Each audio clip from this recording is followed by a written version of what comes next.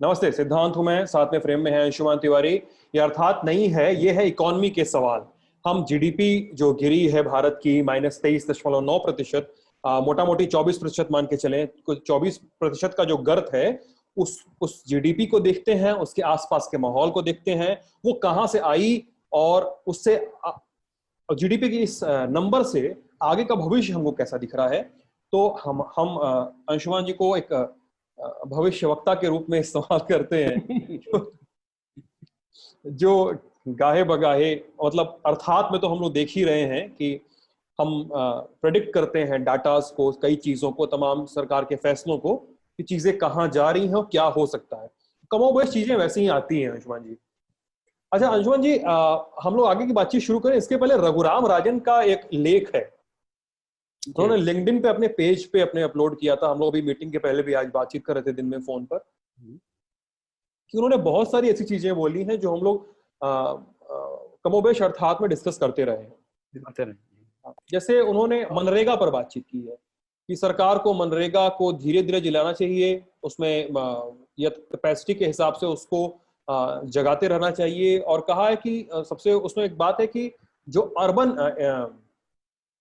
Setups में जो मजदूर रहते हैं, जिनके पास मनरेगा की सुविधा नहीं है, उनको भी कैश इन हैंड देना चाहिए।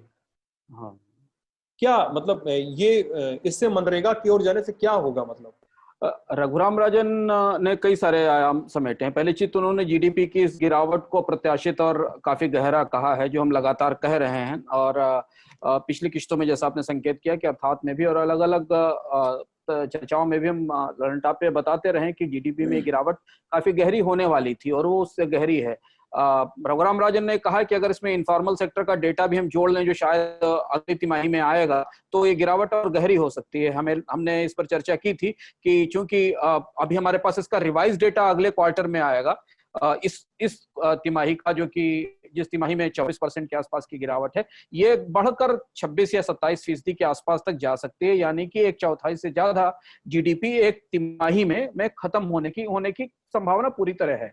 तो रघुराम राजन ने उस आंकड़े के संदर्भ में ये समझने की कोशिश की है कि अलग अलग आय वर्गों पर और अलग अलग इकोनॉमी के जो स्टेक होल्डर्स हैं, उन पर क्या असर पड़ेगा। और रघुराम राजन ने इस संदर्भ में बात की है गरीबों की, जिन पर हम लगातार चर्चा करते रहे। पूरा एपिसोड हमने किया था गरीबी के लिए, कि सबसे बड़ी महामारी है, जो सबसे बड़ी बेकारी है।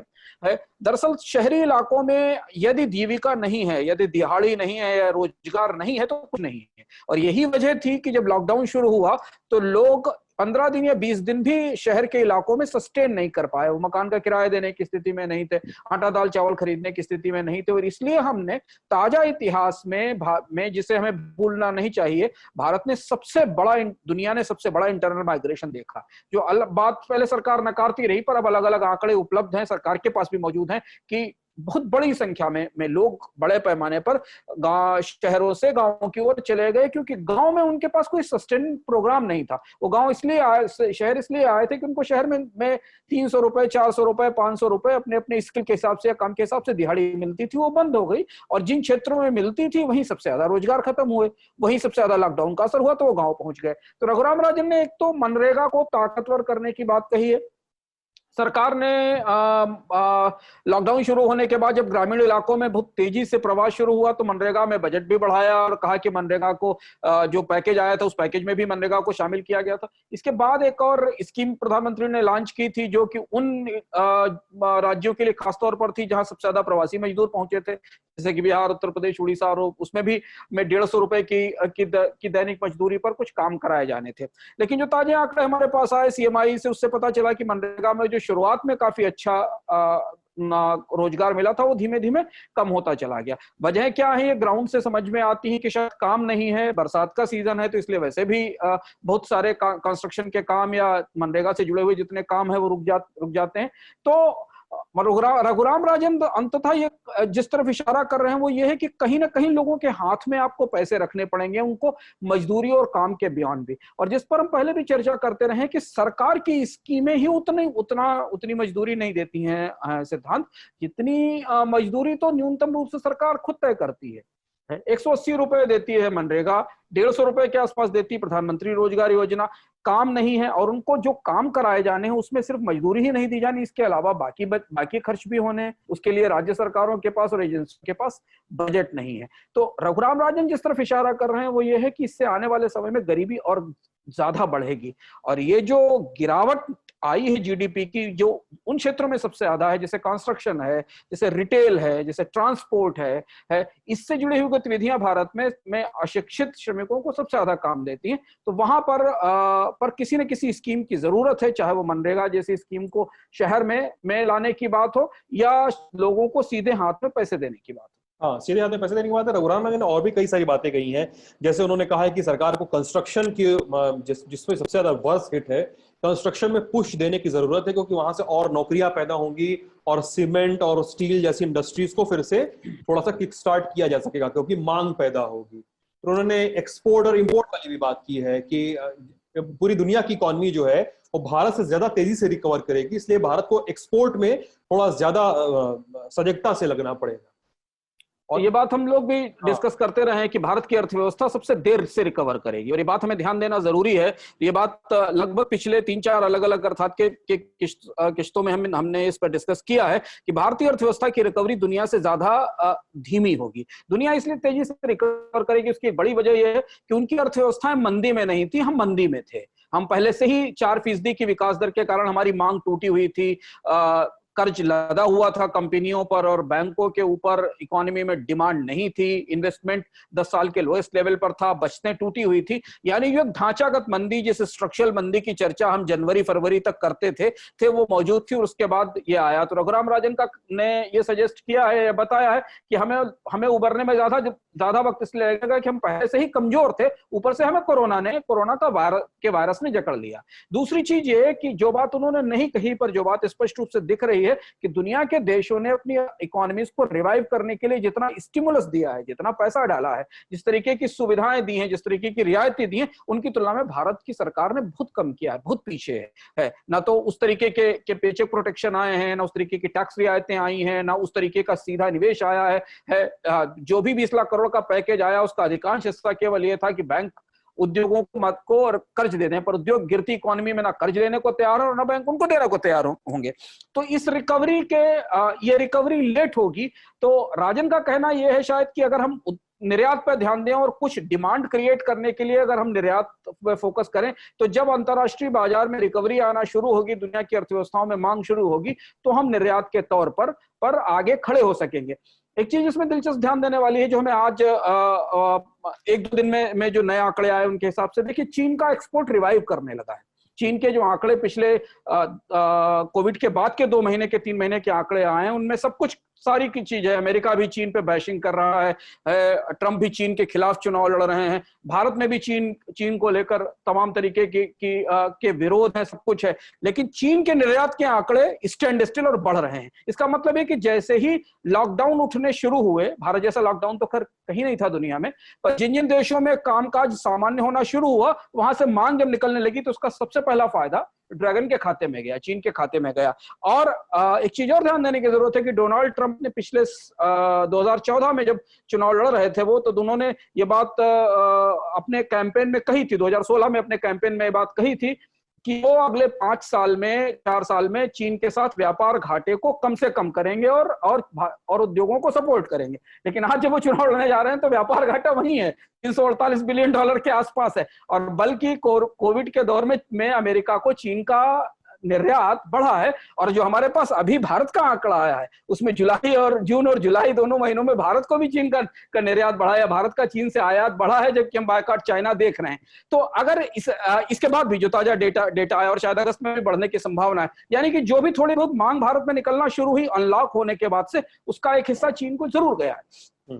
रघुराम राजन ने कहने की कोशिश कर रहे हैं कि अगर दुनिया की अर्थव्यवस्थाएं बढ़ रही हैं तो भारत को अपने निर्यातकों को मदद देनी चाहिए, उन्हें प्रमोट करना चाहिए, जिससे कि अगर जो भी थोड़ी बहुत मांग आ सके, घरेलू बाजार में तो मांग नहीं है, लेकिन अगर बाहरी बाजार से मांग कुछ आ सके तो उसका लाभ उठाने की कोशिश करनी चाहिए। और ये भी कहा है कि अगर इकोनॉमी को अगर स्टिमुलस देते रहे, क्योंकि उन्होंने कहा है कि सरकार संसाधन बचाना चाह रही है, पता नहीं शायद आगे के समय के लिए सरकार को सब कुछ इस समय लगाना चाहिए ताकि आगे चीजें सेल्फ सस्टेन करें। और ये भी साफ साफ उन्होंने कहा है कि जो हमारे अनफ्रेंडली नेबर्स हैं, जो हमारे अमित्र किस्म के जो पड़ोसी हैं, वो इकोनॉमी को के ताकतवर होने से खुद ही दूर रहेंगे, ऐसा रघुराम राजन ने साफ ही कहा है। अच्छा अंशुमन जी, जीडीपी तो गिर गई है, ठीक है, हमने बैंकिंग पर बात की, हमने बैंकिंग पे बात की, टैक्स पे बात की, जीएसटी के स्ट्रक्चर पे, तमाम उसके झमेले पे बात की।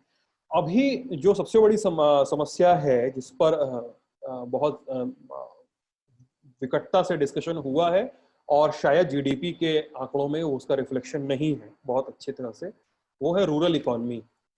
हमारा गांव जो है, मतलब यहाँ से लोग लौट के बिहार, यूपी की तरफ के अंदरूनी गांवों की तरफ वापस लौटे हैं, जो इससे ये क्या बचाया नहीं जा सकता था पहले? नहीं, ये इसको बचाने की तो संभावना नहीं थी। जैसा कि हम लोगों ने चर्चा की, अभी रघुराम राजन ने भी कहा कि शहरों में अगर रोजगार नहीं है तो फिर शहरों की जिंदगी बहुत महंगी है, बहुत मुश्किल भरी है, क्योंकि जो शहर में आमतौर पर काम करने वाले अधिकांश लोग हैं, उनकी दिहाड़ी 500 रुपए, 600 रुपए, 400 रुपए, 500, 600 रुपए की दिहाड़ी होती है। और भारत में जो माइग्रेशन पिछले सालों में हुआ था, उसमें एक बड़ा हिस्सा फैमिली माइग्रेशन का था, पूरे पूरे परिवार माइग्रेट किए थे, क्योंकि शहरों में रहने की लागत महंगी है और छोटी छोटी दिहाड़ी के आधार पर परिवार मिलकर 15-20 हजार रुपए कमा रहे थे, तब वो अपने गांव भेज रहे थे। तो यहाँ तो वो परिस्थिति नहीं थी, तो इसलिए वापस गांव की तरफ गए। रूरल इकोनॉमी को लेकर जीडीपी में जो रिफ्लेक्शन आया, उसने बहुत सारे लोगों को भ्रम में डाला। बहुत सारे लोगों को लगा कि जैसे गांव बहुत अच्छा परफॉर्मेंस कर रहे हैं, ये समझना जरूरी। लोगों को लगा कि पूरी economy, manufacturing, construction, mining, services, communication, telecom, सब गिर रहा है, केवल एक रूरल इकोनॉमी बढ़ रही है। और उसे माना गया कि वो rural economy glimmer of hope है और वो हमारा टर्बो इंजन है और उसके थ्रू हम वापस आ जाएंगे। लेकिन आंकड़ों को भीतर से अगर हम छलनी लगाएं और उन्हें छांटने की कोशिश करें और समझने की कोशिश करें, तो ये ज्यादा अतिशयोक्तिपूर्ण है और थोड़ा ज्यादा उत्साही किस्म के आकलन है। ग्रामीण अर्थव्यवस्था की समस्याएं लॉकडाउन के बाद कम नहीं हुई, बल्कि ज्यादा बढ़ गई है। लॉकडाउन निश्चित तौर पर शहरी था, उसका असर हमें शहरों पर दिखाई दिया। टीवी या मीडिया ने भी उस शहरों के लॉकडाउन को कवर किया, लेकिन उसका जो लंबा और दूरगामी असर है वो दरअसल गांव पर पड़ा है, गांव की अर्थव्यवस्था पर पड़ा, ग्रामीण अर्थव्यवस्था पर पड़ा है। पहली चीज तो जीडीपी के आंकड़े के संदर्भ में समझे कि 3-3.25%, 3.5% की ग्रोथ रेट एग्रीकल्चर में हमको दिखाई दी रबी की फसल के आधार पर। ये कोई बहुत आश्चर्यजनक या अप्रत्याशित ग्रोथ नहीं है, बल्कि हमारे लिए चिंता की बात यह है कि 1950 से लेकर 1947, 48, 50 से लेकर अभी तक भारत में एग्रीकल्चर की विकास दर 2.5% से 3.5% के आसपास रही है। जीडीपी किसी दायरे में बढ़ता रहे, तो हम कोई बहुत बड़ा चमत्कार नहीं कर पाए हैं भारत में एग्रीकल्चर की ग्रोथ रेट को लेकर। हम उसी जगह दशकीय स्तर पर भी टिके हुए हैं। इसकी तुलना में चीन ने अपनी जीडीपी की ग्रोथ रेट एग्रीकल्चर की ग्रोथ रेट बहुत ज्यादा बढ़ाई और उस बढ़ोतरी के साथ रूरल एरिया में लोगों के वेजेस में और कमाई में बढ़ोतरी की। तो जब लॉकडाउन ने हमें हिट किया था तो रूरल इकोनॉमी अच्छी स्थिति नहीं थी, क्राइसिस में थी। रूरल वेज की ग्रोथ रेट या रूरल ग्रामीण मजदूरी की दर करीब करीब 10 साल के न्यूनतम स्तर पर थी।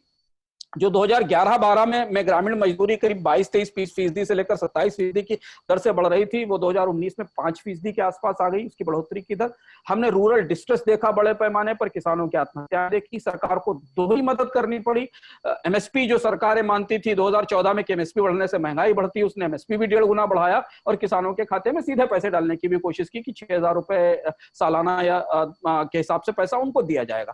तो रूरल डिस्ट्रेस पहले से भी था और ग्रामीण अर्थव्यवस्था का जो पूरा ढांचा है वो ग्रोथ सपोर्टिव नहीं है। उसमें बड़े पैमाने पर जो निर्भरता है वो उन क्षेत्रों की तरफ है जिसका जिक्र आज रघुराम राजन ने किया, कंस्ट्रक्शन की तरफ, क्योंकि ग्रामीण आय का एक बड़ा हिस्सा गैर कृषि गतिविधियों से आता है।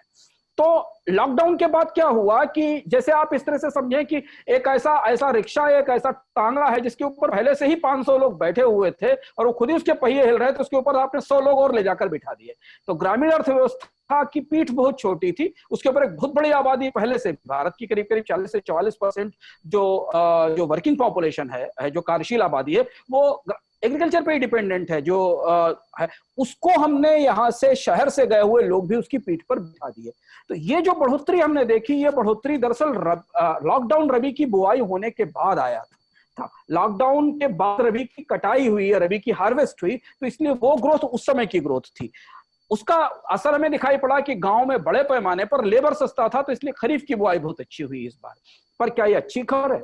है। अच्छी खबर शायद नहीं है, क्योंकि खरीफ का जो आउटपुट आएगा हमारे पास वो बाजार में डिफ्लेशन की स्थिति पैदा करेगा, या हो सकता है बाजार में बड़े पैमाने पर कीमतें कम हो, क्योंकि अनाज की आपूर्ति मांग से कहीं ज्यादा हो जाएगी। तो ग्रामीण अर्थव्यवस्था की समस्याओं में लॉकडाउन का असर हमें अब देखना शुरू हुआ है, जब अभी सीएमआई का नंबर आया है, जो खरीफ की बुवाई या खरीफ की सोइंग खत्म होने के बाद, बरसात का मौसम शुरू होने के बाद आया। और उसने हमें बताया कि रूरल एरिया में जो लॉकडाउन के बाद मई जून में रिकवरी दिख रही थी, वो रिकवरी डाउन करके डिप करके नीचे आ गई। रूरल एरिया में 1-2 महीने में बेकारी बहुत तेजी से बढ़ी, मनरेगा में काम करने वाले लोग कम हुए, सोइंग खत्म होने के बाद खेतों में काम खत्म हो गया, और इसलिए रूरल एरिया में बेकारी बढ़ने की दर शहरी इलाकों की बेकारी बढ़ने की दर से बराबर आ गई। ये पिछले 3-4 महीने का काम है, अप्रैल से लेकर और अगस्त तक की परिस्थिति है। तो अब ग्रामीण क्षेत्र में उतनी ही बेकारी पैदा कर रहे हैं, शहरी क्षेत्रों में तो लॉकडाउन के बाद उतनी बेकारी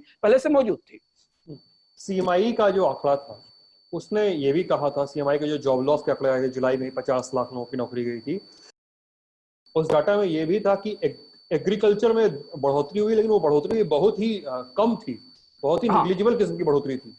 हाँ, जुलाई तक का जो आंकड़ा था सीएमआई का, वो बता रहा था कि अर्बन एरिया में अनएम्प्लॉयमेंट या बेकारी या जॉबलेसेस बहुत ज्यादा हैं, और उसको ओवरऑल अगर बेकारी की दर देखें तो उससे सपोर्ट मिला है रूरल एरिया में, क्योंकि रूरल एरिया में मनरेगा में काम मिला है, सोइंग हुई है। लेकिन जब आप अगस्त का आंकड़ा देखें तो 1 महीने के अंदर पूरी तस्वीर बदल जाती है। 1 महीने के अंदर रूरल एरिया में बड़े पैमाने पर जॉब लॉसेस होते हैं। इसका अर्थ यह कि जो लोग जून तक या मई तक सोइंग में लगे थे खरीफ की, या मनरेगा में लगे थे, वो वहां से वापस निकल आए। तो इसलिए सीएमआई का आंकड़ा बताता है कि लेबर फोर्स का के पार्टिसिपेशन में फिर लोग कम हो गए, यानी उनके पास कोई रोजगार नहीं बचा। अच्छा, इधर शहरों में काम मिलना शुरू नहीं हुआ है, शहरों में फैक्ट्रियां भी चलना शुरू नहीं हुई हैं, शहरों में भी उत्पादन उस स्तर पर नहीं पहुंचा है। लॉकडाउन और अनलॉक को लेकर जगह जगह कंफ्यूजन बना हुआ है।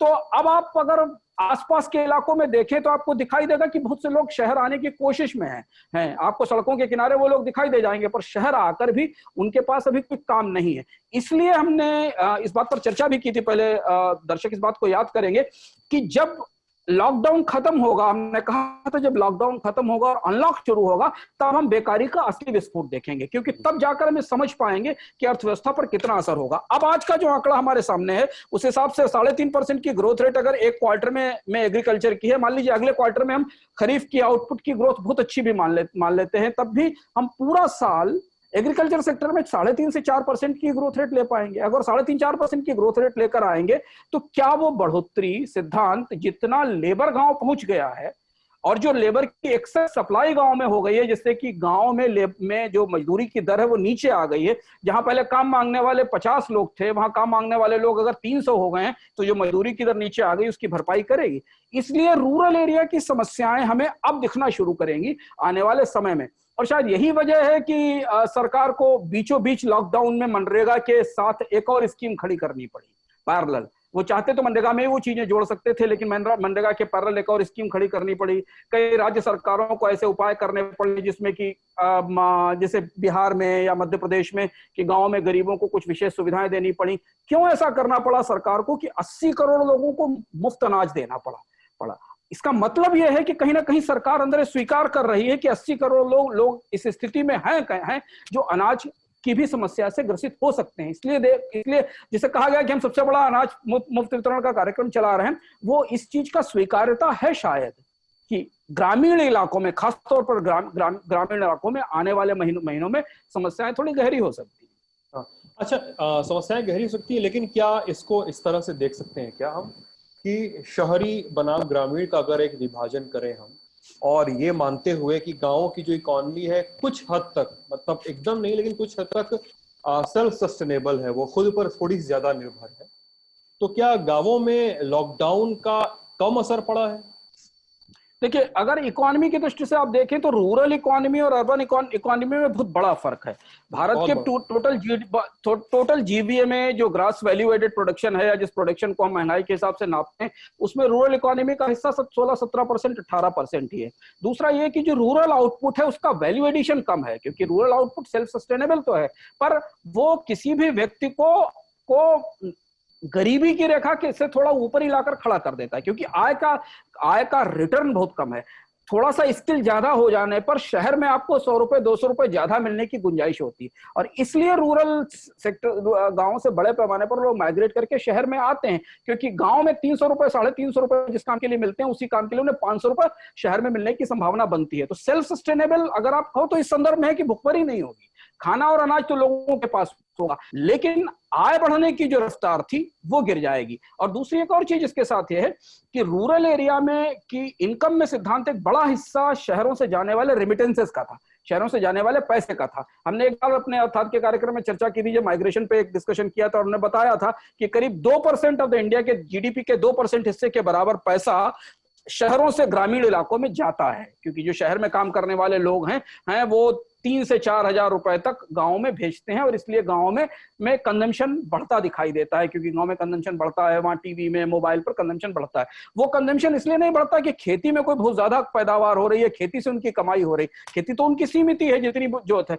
ये जो पैसा यहां से मूव करता था वो मूव और कम हो गया है, क्योंकि वो लोग जो यहाँ कमा रहे थे वो वापस पहुंचकर वो वहां की खपत पर या वहां के रिसोर्सेस के पे जाके बोझ बन गए। तो इसलिए हम अभी शहरी स्तर पर लॉकडाउन का असर देख पा रहे हैं, क्योंकि शहर हमारे सामने है। ग्रामीण अर्थव्यवस्था पर इसके असर धीमे धीमे उभरना शुरू करेंगे। दिवाली के बाद, मतलब खरीफ की फसल की कटाई के बाद हम इस स्थिति में होंगे जब हमें 3 चीजों पर निगाह रखनी होगी। पहली चीज ये है कि खरीफ के बाद दिसंबर तक ग्रामीण इलाकों में मजदूरी की दर क्या होती है, क्या ग्रामीण इलाकों में श्रमिकों की मांग और आपूर्ति का संतुलन जिस तरह से बिगड़ा है, उसके बाद गांवों में मजदूरी की दर और कम होगी या वहीं बनी रहेगी। दूसरी चीज हमें देखनी होगी सिद्धांत की, जो क्रॉप का आउटपुट रबी में हुआ है और जो खरीफ में हुआ है, जिसका बड़ा स्टॉक सरकार के पास मौजूद है, क्या वो बाजार में कीमतों में कमी तो नहीं करेगा, डिफ्लेशन की स्थिति तो नहीं लाएगा, क्योंकि बाजार में मांग तो है नहीं, कंज्यूमर कंजम्पशन तो है नहीं, फूड इंडस्ट्री उतनी तेजी से ग्रो नहीं कर रही है। जब इकोनॉमी कॉन्ट्रैक्ट कर रही है तो हमारा एक सेक्टर जो सरप्लस प्रोडक्शन कर रहा है, एग्रीकल्चर सरप्लस प्रोडक्शन कर रहा है जरूरत तो मांग से ज्यादा, उसका नुकसान क्या वो तो नहीं उठाएगा कि किसान को उसके फसल की, उसकी उपज की कीमत ही सही ना मिल पाए। ये दूसरी चीज देखने वाली होगी।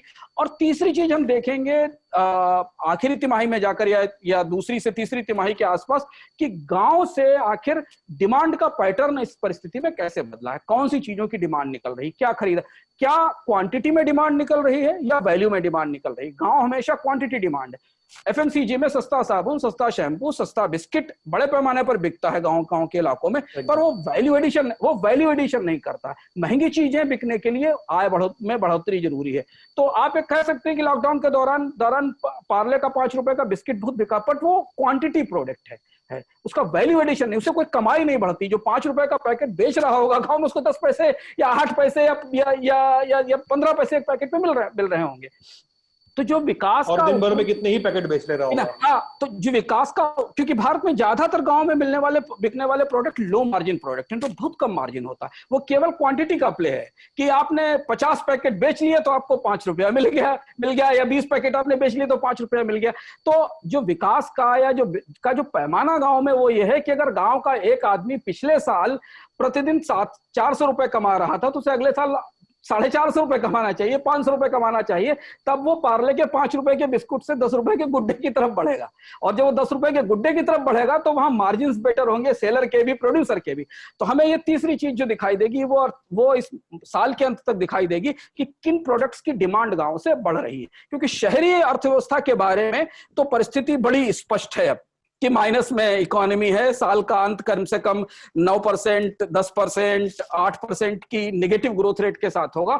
तो रूरल इकोनॉमी अपने 17-18% शेयर के साथ टोटल जीवीए में कितना सस्टेन कर पाएगी और कितना सपोर्ट कर पाएगी रिवाइवल को ये हमें अगले 2-3 महीनों में समझ में आ जाएगा। यानी अभी गांव की जो सिचुएशन है, गांव का जो माहौल है, उसको भी वेट एंड वॉच की स्थिति में रखना है। हाँ, क्योंकि गांव पे असर धीमे धीमे दिखाई देता है। जैसे एक असर दिखाई दिया, जो तत्काल जॉब में बढ़ोतरी हुई थी वो फ्लैट हो गई, वो नीचे गिरने लगी, क्योंकि वो बढ़ोतरी मनरेगा के कारण और खरीफ की स्विंग के कारण थी। अब जब अभी खरीफ की कटाई शुरू होगी, जब हार्वेस्ट आएगा तो हमें जॉब में थोड़ा सा सीजनल बढ़ोतरी दिखाई देगी। वहां से हमें पता चलेगा कि वेजेस के रेट क्या रहे।